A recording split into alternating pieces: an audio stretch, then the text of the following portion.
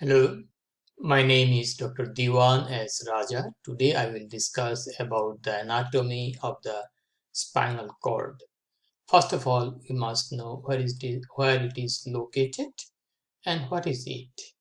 The spinal cord is a part of the central nervous system and it is located inside the vertebral canal. It extends from the foramen magnum.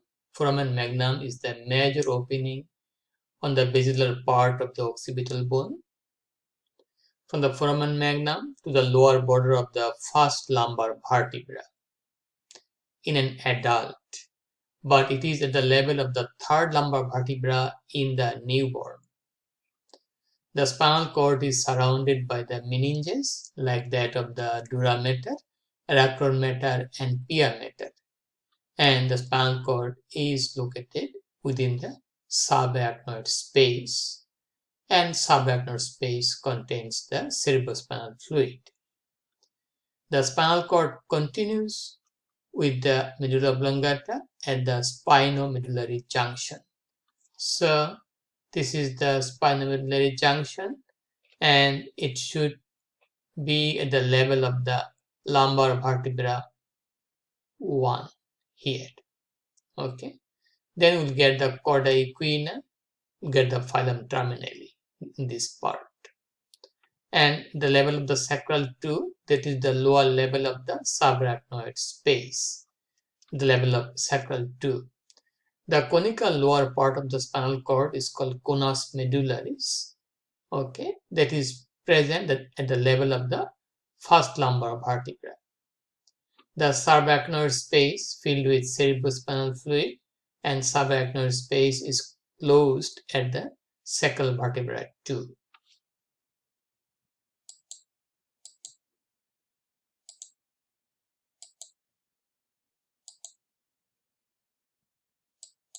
Okay, so if we go here, attachment of the spinal cord, how spinal cord is suspended within the vertebral canal, and attachment is done by the denticulate ligament, that is a fold of pia mater, okay, that connects the spinal cord to the lateral wall of the vertebral canal. So denticulate ligament is a fold of pia mater. It is attaching the spinal cord to the dura mater, okay, so that is a support. Another support is Filum Terminalis, that is also a pia mater that extends from the lower part of the Conus Medullaris. Here is the Conus Medullaris, then we'll get the Filum Terminalis and it goes to the level of the coccyx on the dorsal aspect of the coccyx. But most important support is done by the spinal nerve root. They are related to the intervertebral foramen. They are formed by the ventral root and the dorsal root. Okay, and these spinal roots, nerve roots, are uniting to form the spinal nerve, and they are related to the intervertebral foramen. So denticulate ligament are pial folds.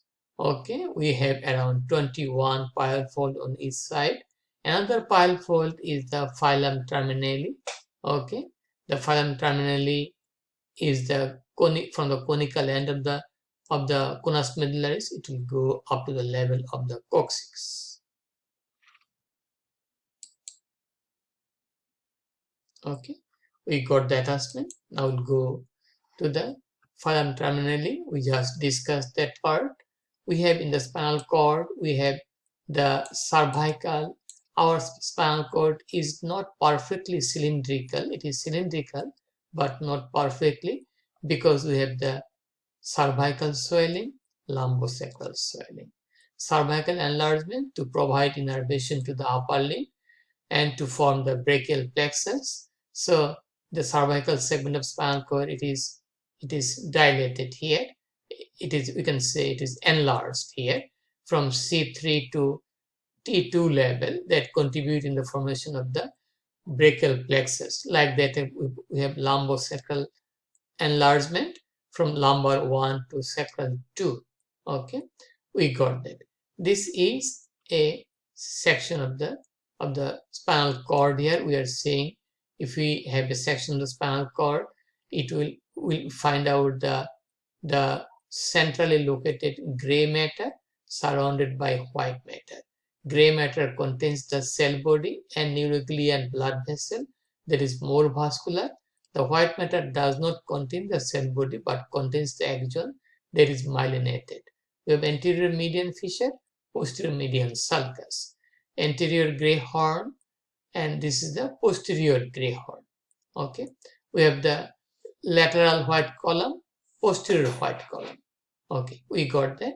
And one spinal cord segment is the area of the spinal cord from where one spinal nerve is formed. So from here to here, one spinal cord segment. From here to here, another spinal cord segment. This is another spinal cord segment. In posterior root, we'll have posterior root ganglion, okay, that is containing pseudounipolar neuron that is sensory. The ventral root is motor, okay, the ventral gray horn also, the motor. Average length in the adult male 45 centimeter, average length in adult female in the United States and also in the United States is 42 centimeter. Okay. Now we have to know that our spinal cord is not as same as the length of the vertebral column. Spinal cord end at the level of lumbar vertebra 1. Okay, so below the lumbar vertebra 1 we'll get Chordae Queen and Filum Terminalis. Here there is no spinal cord. Okay, and when we assess the level of vertebra and the spinal cord segment, the cervical vertebra we add 1 to get the spinal cord segment. Suppose C6 cervical vertebra. So at the level of C6 cervical vertebra, our spinal cord segment should be C7. First lumbar vertebra will have the sacral and coccygeal spinal cord segment. Here is lumbar 1 vertebra 1. Here all the sacral and coccygeal cord segments. Okay, that is located here. Okay, suppose if it is the 10th thoracic vertebra here, somewhere it is 10th thoracic vertebra. Okay, then we'll add the spinal cord segment should be lumbar 1 to lumbar 2. Lower thoracic vertebra, suppose thoracic vertebra number 9, we'll add 3. So our spinal cord segment should be T12. Okay, this way, because spinal cord is shorter than that of the vertebral canal and vertebral column, so that's why we have this adjustment. If we have a section of the spinal cord, again this is the gray matter here, this is white matter, this is anterior white commissure, this is the gray commissure, central canal of spinal cord, anterior median fissure, posterior median sulcus. Okay, and here the motor component, how musculature are supplied. This is the axial muscle is getting innervation from here, and this part is for the flexor muscle, this part for the extensor muscle. This is the motor innervation, okay, from the anterior gray horn. Okay, so if we have a transverse section of the spinal cord, then we'll find out that we'll get the ascending fiber, descending fiber. Okay, we have the ascending fiber. This is the ascending fiber. This is the ascending fiber. We'll get fasciculus gracili fasciculus cuneatus, especially in the cervical region. Okay, this is the posterior column. Okay, we have the posterior spinocerebellar tract, spinocerebellar. So from the spine to the cerebellum. So this is ascending. Okay, we have the reticulospinal fiber. From the reticular formation that is present in the upper part of the spinal cord and the brain stem, okay, to this level. So that is the descending fiber. Okay, like that of the corticospinal tract, from the cerebral cortex to the spinal cord. Again, this area for the lower extremity, lower limb, this area for upper extremity, this is for the trunk area. This is for the trunk area. Okay, we can also, if we have a section of spinal cord, we can assess it belongs to which part of the spinal cord, which section of which segment or the level of spinal cord. This is the cervical segment of spinal cord. Here we have very large gray horn, and spinal cord is comparatively large, a lot of white matter, and it is transverse here. Okay, that is the cervical 7 and cervical 8 segment of spinal cord. This is the anterior gray horn, this is posterior gray horn. Anterior median fissure, posterior median sulcus. This is central canal of the spinal cord. This is the CT myelogram appearance. Okay, spinal cord in clinical orientation will go through that part. Okay, again, this is the thoracic segment of spinal cord. Spinal cord segment is comparatively smaller here, and we have slender H-shaped anterior horn, posterior horn, central canal of the spinal cord. That is the thoracic segment of spinal cord here. Okay, we'll get here prominent Clark nucleus here, and we have the intermediolateral cell column that is important for the sympathetic preganglionic fiber. We know that sympathetic preganglionic fiber are beginning from here. These are the preganglionic fiber. Certainly it is controlled by the hypothalamus by means of the hypothalamo spinal fibers. Okay, this is a hypothalamus spinal fiber that will go to here from the hypothalamus. From here we'll get the sympathetic preganglionic fiber that will come out. So it is from T1 to L2 level. We'll get the lateral gray horn, we call intermediolateral cell column also, or simply lateral gray horn, that is associated with sympathetic function. If you go to the lumbar region, again it is more or less circular, very large anterior gray horn. Okay, and this is the lumbar segment of spinal cord. This is more or less circular, not like transverse like that way, and it is also large posterior gray horn. The sacral segment, again white matter is minimized here. Here also white matter is less than that of this part. Okay, and here we have prominent prominent gray matter. This is gray matter. Okay. And spinal cord segment is smaller in diameter.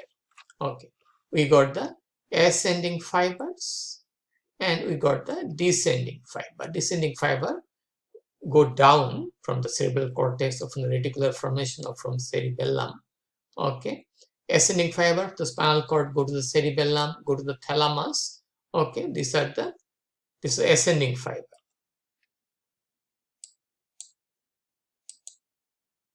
Okay, so again our spinal cord, we have the 8 pair of cervical spinal nerves, 12 pair of thoracic spinal nerve, 5 pairs of lumbar spinal nerve, and we have the 5 pair of sacral spinal nerve, 1 pair of coccygeal spinal nerve.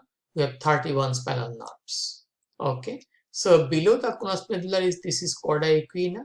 Chordae Queen contains ventral and dorsal nerve roots, and inside the Chordae Queen surrounds the Filum Terminalis, that is a fold of pia mater from the lower part of the conus medullaris going down to the coccyx here. Okay, this is a spinal cord, spinal nerve formation. We have the ventral root, dorsal root, we have dorsal root ganglion that contains pseudonuclear neuron. This is central canal of spinal cord. It contains cerebrospinal fluid also, and it is lined by the ependymal cell.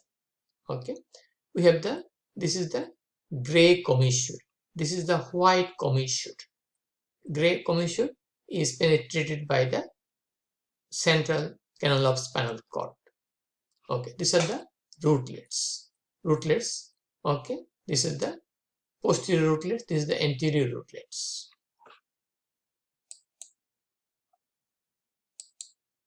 Okay, so number we discussed, we have 31 pairs of spinal nerves. Each level or segment of spinal cord is specified by the intervertebral foramen through which posterior and anterior root originate from the cord level. exit. The dural sac and the subarachnoid space terminate at what level? The level of the sacral to vertebral canal level. Okay, what is Chordae Queen? Chordae Queen, collection of dorsal and ventral nerve roots. Okay, you can say Chordae Queena and A. Okay, so we may correct it. Ventral and okay, we can make it correction. Okay, that is the Chordae Queen. You can write it here, Chordae Queen. Okay, so we got that. Okay, so collection of dorsal and ventral nerve root inferior to the termination of the spinal cord. Okay, that is the Chordae Queen. These are nerve roots. Now we'll go to the blood supply of the spinal cord. Arterial branches to the spinal cord are derived from the vertebral artery at the subclavian artery, branches of the subclavian artery, intercostal arteries, lumbar and lateral sacral arteries. Okay, so they have different sources. Lumbar artery, they're coming out of the abdominal aorta. Okay, so one anterior spinal artery, two posterior spinal arteries. Spinal arteries are reinforced by medullary branches derived from the segmental arteries. Okay, the great anterior segmental medullary artery, also called artery of Adam-Quist, is the largest segmental medullary artery. This is very important artery. During spinal surgery, the neurosurgeon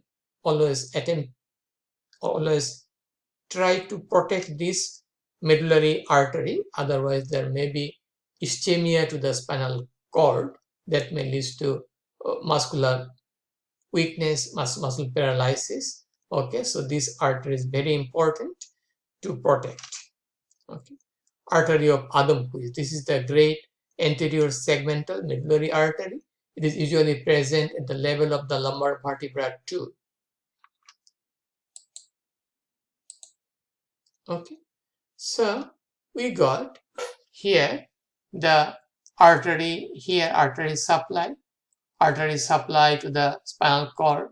Okay, we have some radicular branches, we have some medullary branches. Okay, from medullary branch we'll get some central branches from the medullary part, and these are the anterior spinal artery.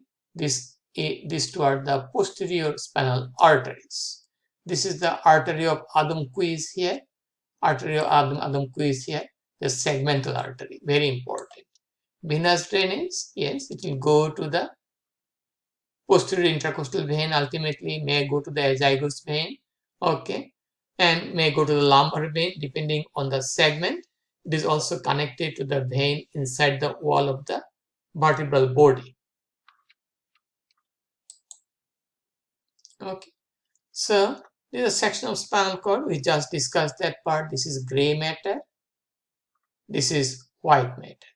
These are the posterior column or funiculus, lateral column or funiculus. Okay, we have different lamina of the gray matter, and we have different type of nuclei present here. Suppose the gray horn of C3 to C6 at this level contains the phrenic nucleus. Okay, this is a segment is from C7, and this is the blood supply.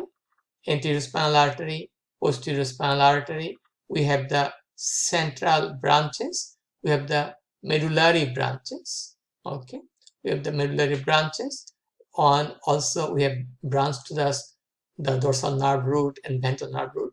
We have the medullary. We have the radicular branches. Those are the radicular branches. So radicular branch, medullary branch, and from medullary branch we'll get some central branches. Again, this part, this is associated with the arm, trunk, and the lower limb. Okay, this part is representing. So blood supply is very important here. Okay. So we learned some of the common clinical practice, lumbar puncture, where it is done. lumbar puncture should done between the lumbar vertebra 2, 3, maybe lumbar vertebra 3, 4. Okay, not above the lumbar vertebra 1, because we may damage the conus medullaris, we may damage the spinal cord. So that is the idea. By lumbar puncture, we draw the cerebrospinal fluid. We study the pathology of the pathology or physiology of the cerebrospinal fluid. Okay, and this is the route also to give anesthesia. Anesthesia may be given intrathecally to the subarachnoid space, or best way to inject space from epidural space. We can go there by means of sacral hiatus, and it is deposited in the epidural space. That space is outside the dura mater and between the vertebra, okay, vertebral wall. So it is in the connective tissue. There may be catheter may be placed there or just injected there, and that will be absorbed.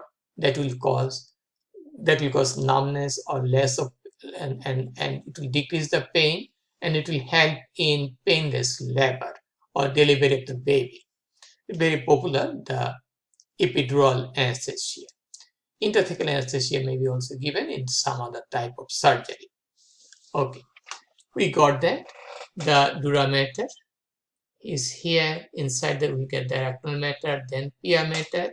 Chordae equina are not one structure, multiple ventral and dorsal nerve roots are present in the chordae equina. Okay. Here it is covered by the arachnoid matter, so we are not seeing the individual fibers here. Okay. Okay. So contents of vertebral canal in intervertebral foramen. Here this is cervical vertebra, typical cervical vertebra. Spinous process is bifid. Vertebral body is beveled. This is the spinal cord segment. This is the intervertebral foramen, that the site of formation of the spinal nerve, and it also contains the subarachnoid extension of subarachnoid space. It also contains the dorsal root ganglion. Okay, but this is cervical region, we'll get the spinal cord. But if we go to the lower lumbar region, suppose lumbar vertebra 2, spinal cord is not present here, but we'll get the chordae equina. What is chordae equina? These are the ventral and dorsal nerve roots. Why it is called chordae equina? Because it looks like the tail of the horse. Okay, so we'll go to the highlights. Location of spinal cord, we know extension, support by many ways, by the filum terminali, support by the nerves, like we have the spinal nerve, that is the support, and certainly the denticulate ligament or ligamentum denticulatum. White matter, gray matter. White matter does not contain cell body, but it contains axon, myelinated axon, plus blood vessel. Gray matter contains the cell body and the neuroglia and the blood vessel, but no axon in the gray matter. Okay, we know the location of C1 is between the occipital bone and the first cervical vertebra, that is the spinal nerve number 1. Spinal nerve, C1, C7 between the between the C6 and C7. How about the C8? C8 between the cervical vertebra 7 and first thoracic vertebra. So location of the cervical vertebra 1, and we must know cervical vertebra, we have 8 cervical vertebra. Okay, cervical and lumbar sacral enlargement, we just discussed that part. Spinal meninges, Filum Terminalis, Conus Medullaris, Chordae Queen, we'll add A in lieu of E. Okay, blood supply of the spinal cord, ascending and descending tract, spinal tap, intrathecal, and epidural anesthesia. Okay, so that's all about the anatomy of the spinal cord. If you have any question, please feel free to ask me. Please share the information with your friends, and if you have any question, again, please ask me, and please support my channel please subscribe me and have a nice day. Bye now.